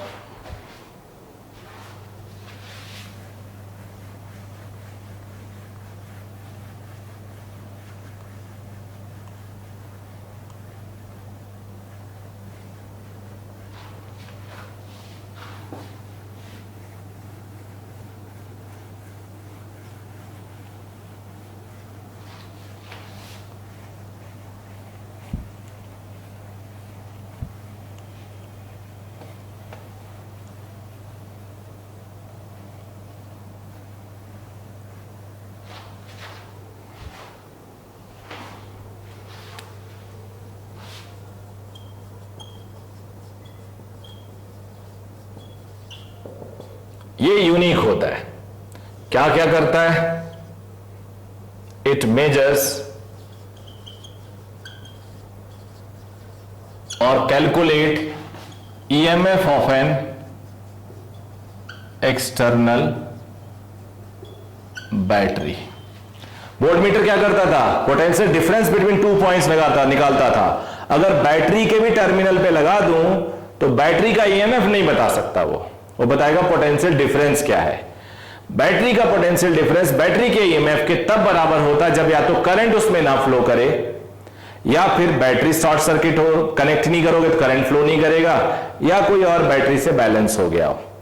तो पोटेंशियोमीटर चाहे बैटरी फ्लो कर रही हो, सर्किट में कनेक्टेड हो, तब भी बता सकता है वो कितने ईएमएफ की है। It can compare EMF of 2 external batteries। तीसरा जो सबसे इंपॉर्टेंट काम ये करती है वो ये है, it measures, it calculate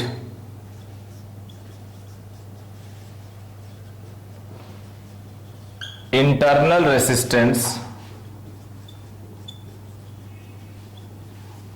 of an external batteries. तो ये 3 मेजर काम करती है। कुछ इससे जुड़ी और बातें बता दूं, दिखने में कैसा होता है। इसे हम ड्राइवर्स बैटरी कहते हैं। ये काफी इंपॉर्टेंट है जेई और नीट दोनों के लिए। अगर 5 बार करंट इलेक्ट्रिसिटी का क्वेश्चन कोई पूछा जाएगा तो 5 में से 2 तो यही पूछा जाता है।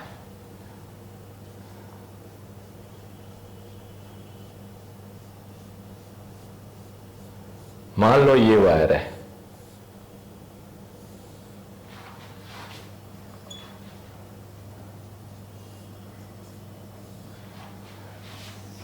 ये गैल्वेनोमीटर है। अगर गैल्वेनोमीटर को हम यहां कनेक्ट करें और गैल्वेनोमीटर डिफ्लेक्शन ये बता रहा है, तो यही गैल्वेनोमीटर यहां कनेक्ट करने पे अपना डिफ्लेक्शन उल्टा बताएगा। ये चेक है, ऐसे आप चेक कर सकते हो कनेक्शन सही है गलत है। अच्छा, अब AD AB uniform wire, resistance of AB rho L upon A, length L मान लेते हैं, एल मान लेते हैं।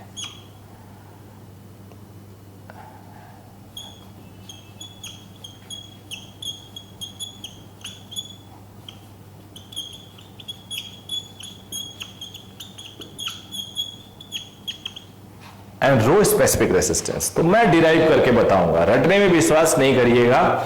एक भी क्वेश्चन, बहुत लकी होगे तो एक आध क्वेश्चन कभी तुम्हें फार्मूला बेस्ड मिल जाए, otherwise you won't get even a single question based on formula. Question आएगा यहां एक रेसिस्टेंस लगा देगा, क्वेश्चन आएगा तो 2-3 सर्किट कॉम्प्लिकेट कर देगा। वही बच्चा सरवाइव कर पाता है जिसको इसका कॉन्सेप्ट पता है, जो आंसर निकालना जानता है, डिराइव करना जानता है, ना कि रट के आया हो। अब पोटेंशियोमीटर का एक एक केस हम लोग पता करेंगे।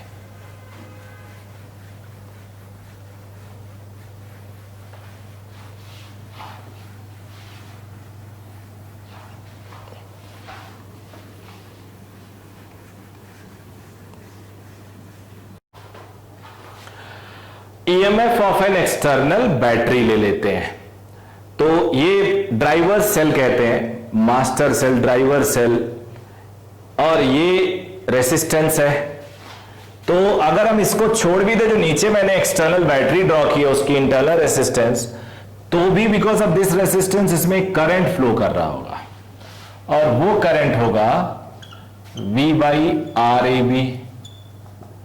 आर ए बी होगा बेटा रो एल अपॉन ए। तो जो करंट फ्लो कर रहा है वो इतना है, ठीक है बेटा। अब इस जॉकी को हम घुमाते हैं, टच करते हैं, एक गैल्वेनोमीटर घूमता रहता, एक पॉइंट ऐसा आता है may be small L length, जिससे गैल्वेनोमीटर में कोई डिफ्लेक्शन नहीं है। When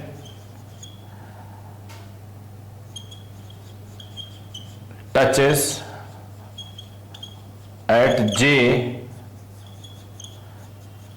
then there is no deflection in galvanometer.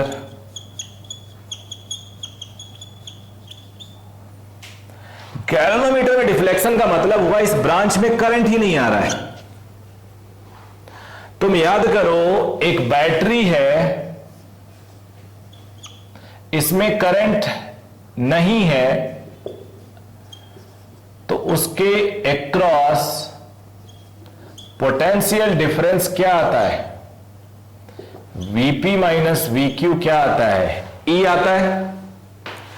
तो अगर तुम इसके एक्रॉस पोटेंशियल मेजर करोगे, गेट E, यहां भी पोटेंशियल होगा बिकॉज ये एक रेसिस्टेंस वायर है। It is a wire having some resistance and current is flowing through it. समझ लेना अच्छे से, दोबारा नहीं ऐसा मौका मिलेगा। Current is flowing through it, So I is there and R is also there, so you will get some potential across each part of the element AB wire. तो अगर मैं यहां टच कर रहा हूं तो AJ का कुछ ना कुछ वोल्टेज होगा, अगर वही वोल्टेज इस E के बराबर हो गया तो करंट नहीं फ्लो करेगा। अभी आज ही हमने सिमेट्री में देखा है, 2 पॉइंट का मेरा ऊपर वाले फिंगर, इस फिंगर, नीचे वाले फिंगर का पोटेंशियल सेम है और मैं ज्वाइन कर दूं तो there is no flow of current. Same potential वाले पॉइंट्स ज्वाइन होने पे कोई फ्लो ऑफ करंट नहीं होता। तो कोई गए, it means potential across AJ must be EMF, क्योंकि EMF के अक्रॉस भी पोटेंशियल E है क्योंकि उसमें करंट नहीं आ रहा है। AJ होगा I into RAJ is equal to E। अब इसको यहां लिख देता हूं, I है, फिर से लिख देता हूं एक बार, I into RAJ is equal to E। I है VA upon rho l, resistance of AJ होगा rho length of AJ upon A, rho A cancel हो गया, ये आ गया। सिंस तो एक्सटर्नल बैटरी हमेशा मेन बैटरी से छोटी लो, नहीं तो रीडिंग गलत होगा। तो L upon capital L into V, समझ गए आप लोग? तो एक बार फिर से देखो, इसके अंदर करंट नहीं आया, यानी इसका वोल्टेज मैच हो गया, इसका वोल्टेज E है, करंट है नहीं तो वोल्टेज E है, यानी AJ के क्रॉस भी E होगा, तो AJ के क्रॉस E होगा और AJ में I करंट फ्लो कर रहा था तो उसका voltage I into RAJ, I था VA upon rho L, RAJ हो गया rho and length of AJ upon A। अब second, to compare EMF of 2 external batteries, देखो कैसे।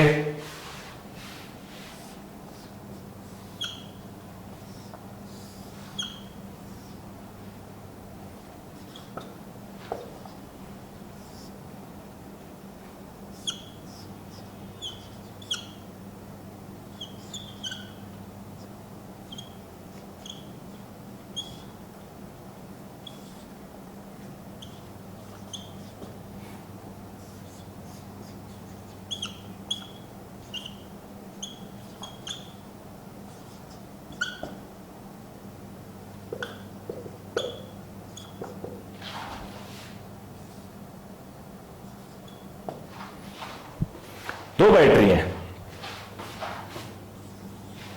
पहले if one is connected, let L1 is balance length, we call it balance length, जिसपे इसमें current ना आए, सर्किट बैलेंस हो जाए इसमें, तो हम लिखेंगे E1 is L1 upon L into V, like previous. If 2 is connected and let नहीं लिख देता हूं, and L2 is balance length, तो E2 is L2 upon L into V। अब बस दोनों को डिवाइड कर दो,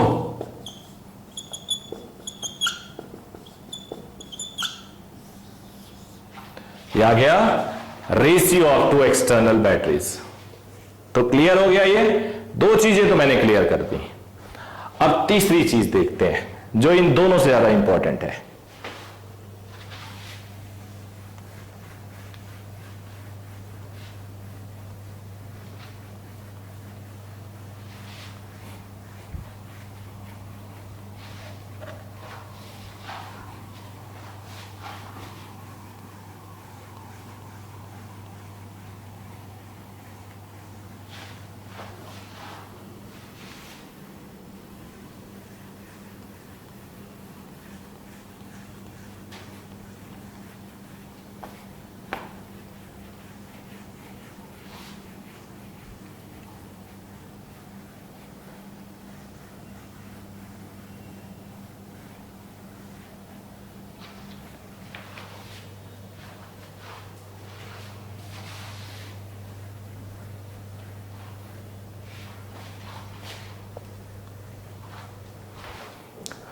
थर्ड पॉइंट क्या है बेटा?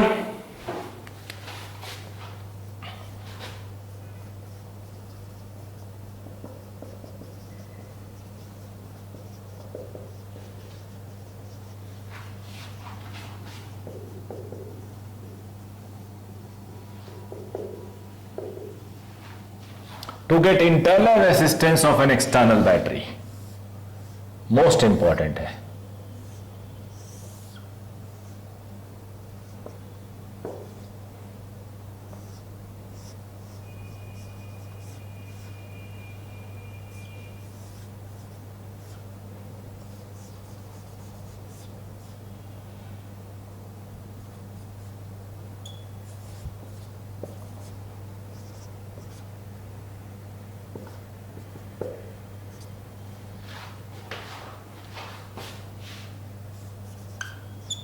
समझेंगे, इस बार ढंग से समझेंगे।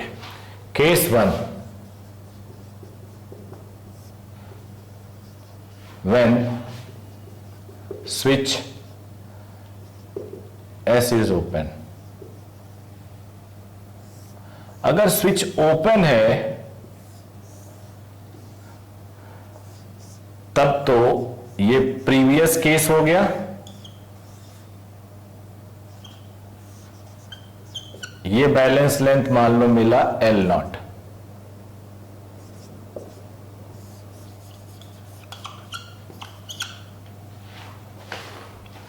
It is like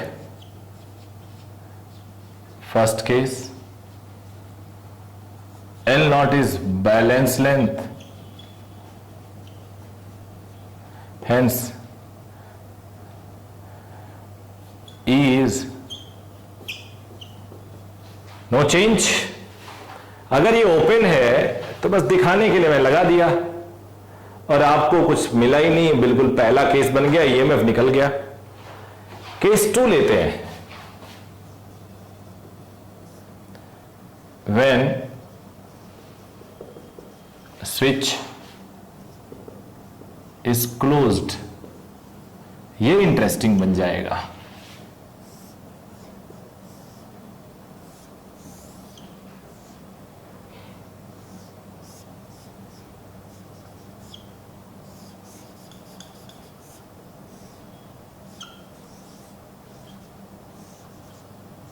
अब की जो बैलेंस लेंथ मिला वो L मिला,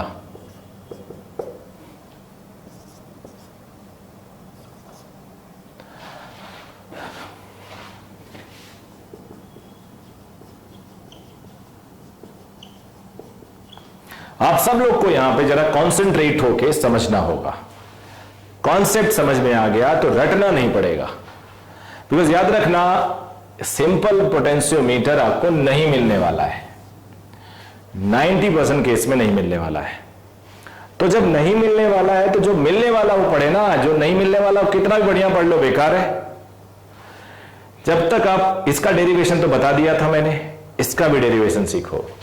अब गैल्वेनोमीटर में कोई डिफ्लेक्शन नहीं है तो इस ब्रांच में कोई करंट नहीं आएगा, नहीं तभी तो जाएगा नहीं, आएगा नहीं तभी तो जाएगा नहीं।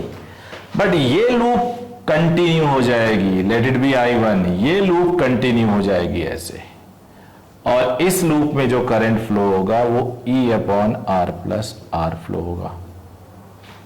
इस लूप में तो करंट फ्लो होगा। अब डिफ्लेक्शन में करंट नहीं आ रहा है, इस गैल्वेनोमीटर में करंट नहीं आ रहा है, तो बोल्ट इसका नाम दे देता हूं मैं Mn।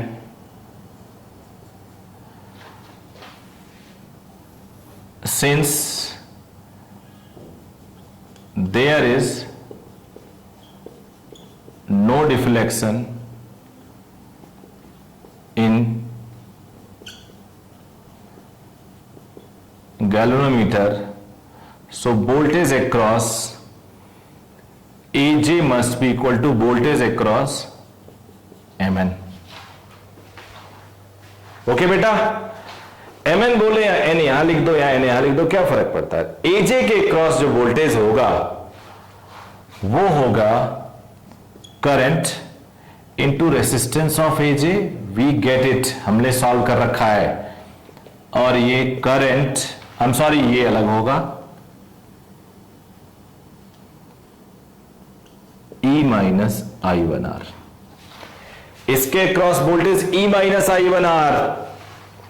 वॉल्यूम पार्ट 1 में potential difference across a battery E minus IR, E plus IR। तो E माइनस IR आता है जब बैटरी नॉर्मल फंक्शन में वर्क करे। तो ये हो गया। अब सॉल्व कर लेंगे दोनों को और आंसर ले लेंगे। तो सॉल्व करने के लिए इसको मैं हटा देता हूं, केस 1 को हटा के स्पेस क्रिएट कर लेता हूं।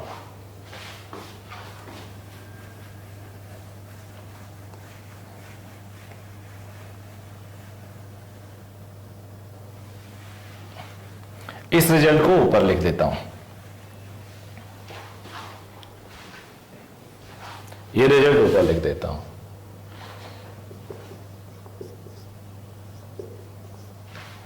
देखते हैं बेटा,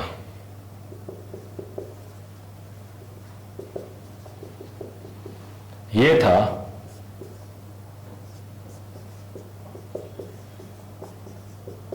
ये रटा हुआ था, फिर भी मैंने लिख दिया। ये आ जाता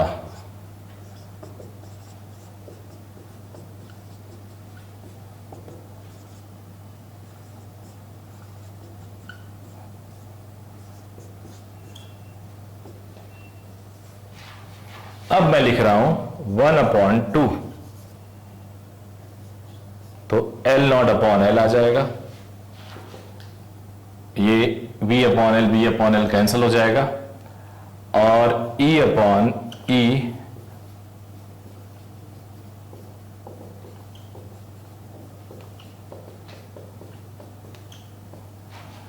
तो R/R is L0/L minus 1, R is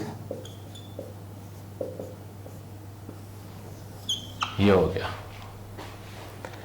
यानी internal resistance is external resistance, length initial length when there was no connection, switch was open,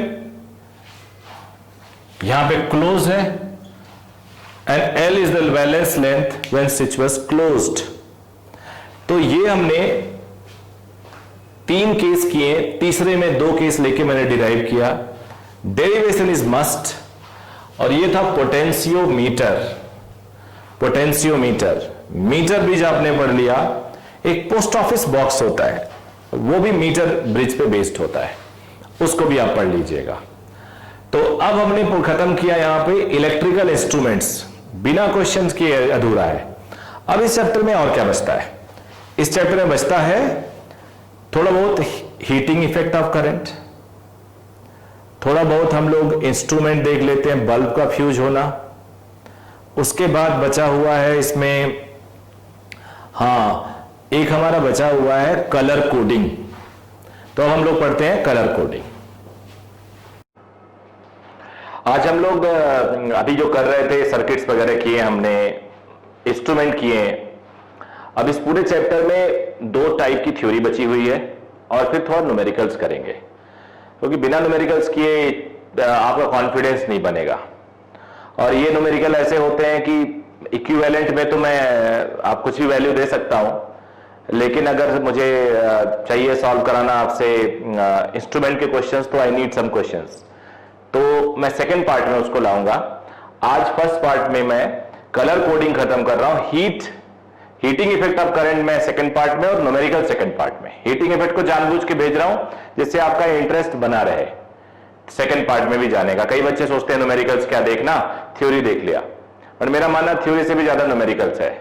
तो उसमें मैंने हीटिंग इफेक्ट ऑफ करंट का भी थ्योरी रखा है जिससे आपका इंटरेस्ट बना रहे। अब कलर कोडिंग, आप अगर मार्केट में रेसिस्टेंस खरीदने जाओगे ना, तो आपको बहुत ही पतले पतले इस टाइप के स्ट्रक्चर छोटे से मिलेंगे, इतने बड़े। ये रेसिस्टेंस मार्केट में जो अवेलेबल है, जो आपके रेडियो सेट में, टीवी सेट के पीछे जो आप सर्किट देखोगे, तो बहुत ही छोटे छोटे रेसिस्टेंस होते हैं, उसमें ऐसे लाइनिंग बनी होती है। इसी लाइनिंग से हम पता कर पाते हैं कि ये रेसिस्टेंस की वैल्यू क्या है। इसमें जो पहली 2 लाइनिंग होती है, ये होती है वैल्यू की, ये जो लाइनिंग होती है वो मल्टीप्लायर होता है, और ये जो लाइन होती है वो टॉलरेंस का होता है। टॉलरेंस का मतलब कितना परसेंट प्लस माइनस हो सकता है। मान लो 100 किसी की वैल्यू है और टॉलरेंस प्लस माइनस 5 है, तो it can be 105, it can be 95, तो प्लस माइनस 5% वो टॉलरेंस कहलाएगा। एक छोटा सा कॉन्सेप्ट है कलर का, BB ROY of Great Britain has very good wife. कई लोग इसके आगे भी कंटिन्यू कर देते हैं, wearing gold, silver necklace, wearing gold silver necklace। अब देखो 20 में 3 है और G 2 है, तो ये स्टार्ट होता है डार्क टू लाइट। जैसे B को आप लिखोगे, ये वाला B ब्लैक कहलाएगा, ये ब्राउन, ये रेड, ये ऑरेंज,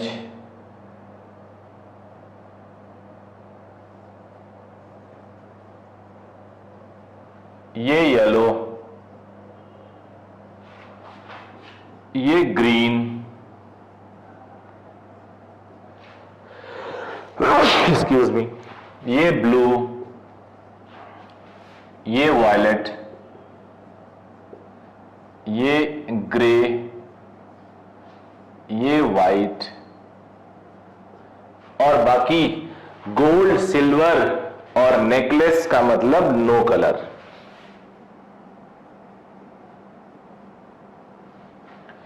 ये कॉन्सेप्ट है, black, brown, red, orange, green, blue, violet, grey, white, no colour. अब चार्ट देख लेते हैं ये कलर कैसे यूज किया जाएगा। थोड़ा और स्पेस ले लेता हूं।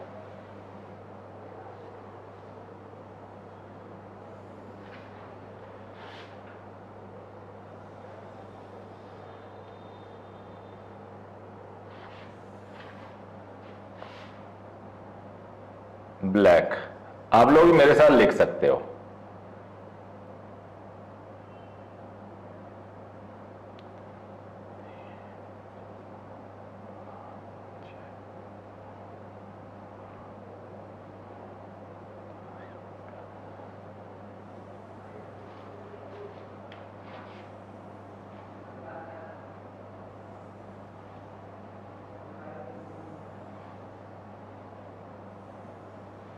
बहुत इजी है याद करना।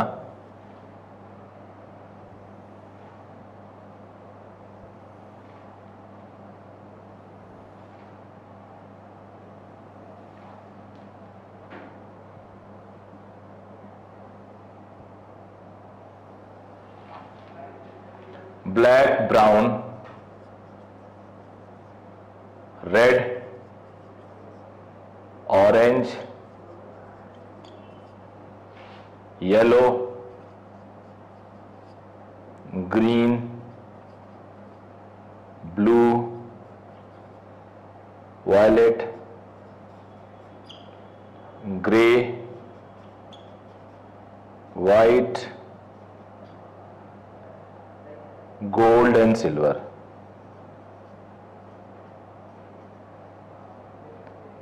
एंड आखिरी में नो कलर भी लिख देता हूं।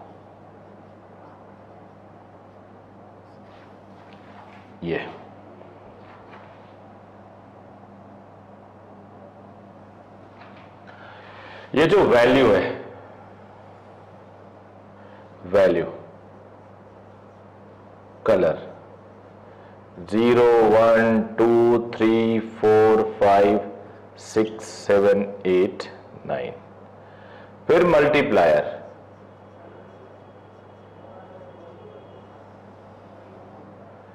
10 to the power 0, 10 to the power 1, 10 to the power 2, 10 to the power 3, 10 to the power 4, 10 to the power 5, 10 to the power 6, 10 to the power 7, 10 to the power 8, 10 to the power 9, -1, -2। यहां पे tolerance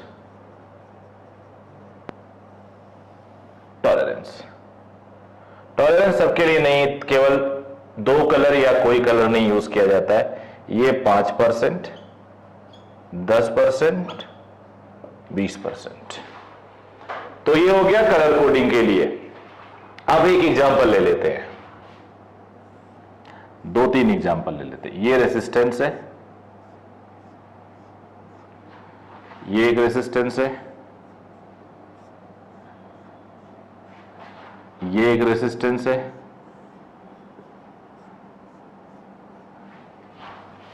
ये पहला है red, दूसरा है white,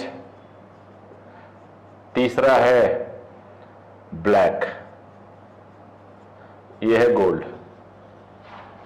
पहला है blue, दूसरा है वाइट, तीसरा है रेड और ये है सिल्वर।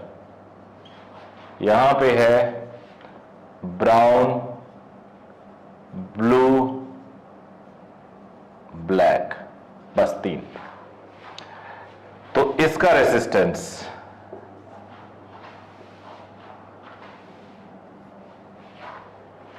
आप लोग मेरे साथ लिखिए, पहले वाले का रेसिस्टेंस क्या होगा? पहले वाले का रेसिस्टेंस 2 वैल्यू हम लोग इनको पिक करेंगे। रेड है 2, वाइट है 9, तो ये 29। फिर multiplier black 10 to the power 0 यानी 1, टॉलरेंस 5%। तो ये हो गया 29 प्लस माइनस 5% ओम।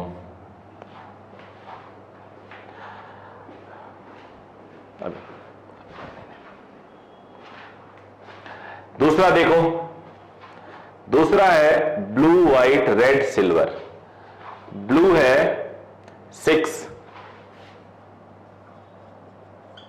व्हाइट है 9, multiplier 10 to the power red 2 है प्लस माइनस 10%। तो 6.9 10 to the power 3 plus minus 10% ohm हो गया। तीसरा है पहला brown that is 1, second blue that is 6, multiplier black और कोई टॉलरेंस नहीं है तो प्लस माइनस 20%। ब्लैक है 0, 10 टू द पावर 0 हो जाएगा ये। तो 16 प्लस माइनस 20% ओम हो गया। तो बच्चों अब इसको यहीं पे आज रोकते हैं हम लोग। पार्ट 1। पार्ट 2 में हम लोग पढ़ेंगे हीटिंग इफेक्ट ऑफ करंट और न्यूमेरिकल्स। आप लोग ये वीडियोस देखिए, इसके बाद क्वेश्चन सॉल्व करिए।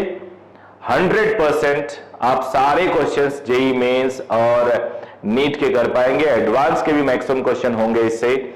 उसके लिए मैं एक न्यूमेरिकल प्रॉब्लम की एक और सीरीज चलाऊंगा। पहले मैं पूरा जेईई मेंस का सिलेबस कवर कर लूं, तो हर चैप्टर का एक एक वीडियो जारी करूंगा for JEE advance purposes. Thank you very much.